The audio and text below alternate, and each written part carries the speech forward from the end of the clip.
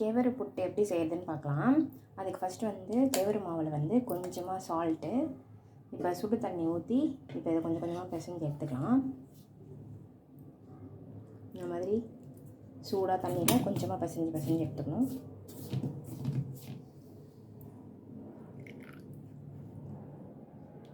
கெவரு மாவு நல்லா பிசைஞ்சு எடுத்தாச்சு. இப்போ இட்லி தட்டில் போட்டு வேக வச்சு எடுத்துக்கலாம்.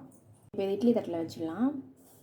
இதை வேக வச்சு எடுத்துக்கலாம். அப்படியே ஆவி காமிச்சு இங்கே பாருங்கள், நல்லா ஆவியில் காமிச்சு ஒரு 10 நிமிஷம் நல்லா வேக வச்சு எடுத்துட்டேன். இப்போ வந்து இட்லி குண்டாலேருந்து வேறு பவுலுக்கு ட்ரான்ஸ்ஃபர் பண்ணியாச்சு கெவரு மாவு. இப்போ வந்து இதில் தேங்காய் சேர்த்துக்கலாம்.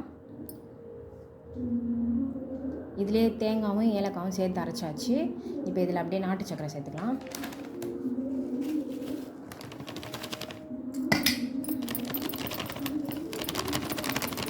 அதான் இதை அப்படியே மிக்ஸ் பண்ணி எடுத்துக்கலாம். கெவரு புட்டு சூப்பராக ரெடி ஆகிடுச்சு. இதே மாதிரி செஞ்சு பாருங்கள், சுவைச்சு பாருங்கள். வீடியோ பிடிச்சிருந்தால் லைக் பண்ணுங்கள், ஷேர் பண்ணுங்கள், கமெண்ட் பண்ணுங்கள், மறக்காமல் சப்ஸ்கிரைப் பண்ணுங்கள். தேங்க்யூ.